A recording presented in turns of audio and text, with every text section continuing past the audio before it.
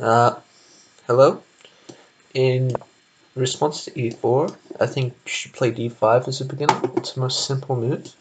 Simply play d5, and if they take with the queen. If they play knight c3, trying to gain a tempo on this bishop on your queen, bring the queen back, and usually they'll play d4, trying to put a pawn in the center.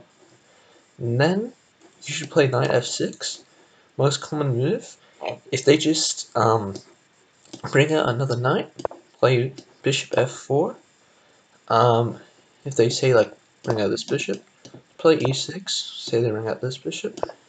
See, this bishop's not really good placed here because you have two pawns connected, just blunting the bishop. So the bishop's not useful here, so it should be easy to play. And if they go bishop d3, just take that bishop. Their bishop's generally better than yours, and this is your good bishop. So usually they'll play bishop e2. Then you should play bishop. You should play c6. If they just say castle, you just want this setup. Put your bishop on e7. Put your knight on d6. Put your queens. Well, not now. Put your queen on b6 or something, and just castle kingside or queenside. The thing in the Scandinavian is you can generally castle both sides. Well, not when the bishop's on f4, but in most lines you can just play that. Now, let's say he doesn't bring the knight out on the second move. Let's say he plays bishop c4. Now, I don't recommend playing e6. I recommend you play a6, b5, and try to get this bishop here, and then try to go e6, c5. So, I'll show you what that looks like. So say he plays just knight f3, developing. You play b5. Doesn't make sense to go anywhere else. He plays here. Now, you should try and play e6. Well, you shouldn't play e6 now, you should play bishop here. Let's say they just castle, you play e6, blunting the bishop. Now the bishop's kind of useless here. Let's say they just get another piece here. Now, they kind of have to prevent this, because if you get c5, then he has no pawns in the center, and you just got better pieces. So c5 takes, you're in a better position. So that's if he plays bishop c4. Let's say, so generally, just if he plays knight c3, if they bring out one of these pieces, play bishop f4. They play bishop c4, play a6 b5, fianchetto, and get c5 in. And play e6, generally, to try and blunt down this bishop. Now that's if he plays knight c3. If he says something like d3, well, first of all, he's blocking the bishop, and he's not really testing you. You can kind of play something like c5, just preventing d4, play bishop f4, e6, and you kind of just generally, the ideas of this d4 is this knight is blocking the c pawn, so this pawn's kind of like stuck by himself. He's kind of just lonely.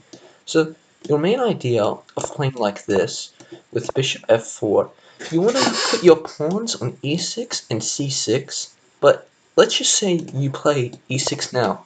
Your bishop's kind of stuck. What's your bishop going to do here? It's going to be a dead piece. So you get your bishop out before then. Now, let's just say it goes here. Play e6, c6, and you make it very hard for this pawn to move. This pawn can't move to d5 because he will just get captured. There's two pawns there, there's a knight there, there's a queen there. It's impossible. You're not going to get d5 in. So you try and play against this pawn, try to attack it, and that's just a general idea, and it's very solid. There's no way for... The thing is, you don't even need to attack this pawn. You can't just develop normally. Sometimes you just, instead of playing e7, you play d6, c7, and try to get on this square. It's very simple. There's not a lot of theory. You just need to know these ideas I'm telling you right now. Put the bishop on f4, e6, c6.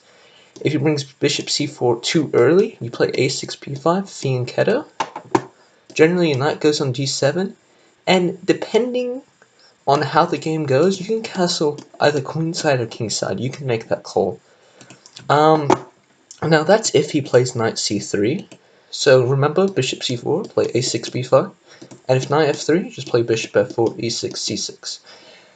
Now, let's say he plays, what will he play? Let's say instead of knight to c3, he just kind of leaves your queen out here in the mud. Well, this is a little more complicated. You play first bishop g4, and now you're kind of preventing. If you can take away this guy, he's not supporting d4 anymore, and you can make it really hard to get d4 in by c5, knight c6. So usually he tries to prevent this by unpinning. Alright, you play knight c6 now, and d4, since he didn't kick away your queen and bring you back, you kind of want to castle, get pressure here. So if he plays d4, and we just castle, and let's just say he castles too, we can do something like takes, takes, takes, and well, bam, we just won a pawn. So you want to try to get really good pressure around here. So usually the main move here is c4. You just put your queen back here, and like you kind of just play on. It's not really that hard to play. So yeah, that's it's now let's just say he doesn't take. Let's say he plays e5. Well, first you just play c5, prevent d4, and now you kind of just like play moves like knight c6. Let's say he brings his bishop out. Well, now you just play bishop e7. Let's say he castles, you play a6. And if he moves away, he's actually getting trapped. If he goes all the way back to e2, play queen c7 and you try to attack this pawn. You play g6 even if he plays rook e1. And you just try to attack this pawn as many times as you can. Alright, I still got time.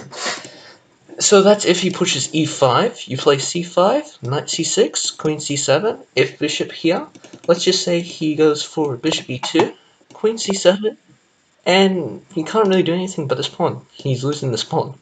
So bishop g5 is the best try, and usually he'll just castle, and he'll try and take here. But now you got this nice bishop, and say you play d4, you just bring him around here, here.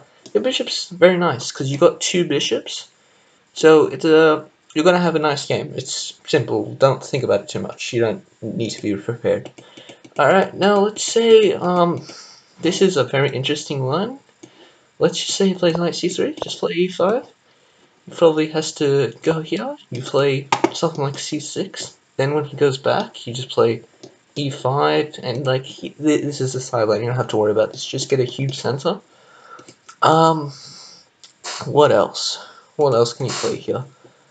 I remember hearing d3. You just take, and you take the queen, and now he can't castle. And let's say he plays knight f3, and he tries to do this. Just play knight f6. If he plays knight c6, bishop here, and let's just say he plays queen here. Just let the pawn go, play e6, try to get your normal setup. Don't even take here, just play bishop e7, play c6, castle, and you get your normal setup, except he just wasted a move by moving this knight so many times. So, yeah, that's really all you need to know. It's pretty simple. Rewatch this video if you need more.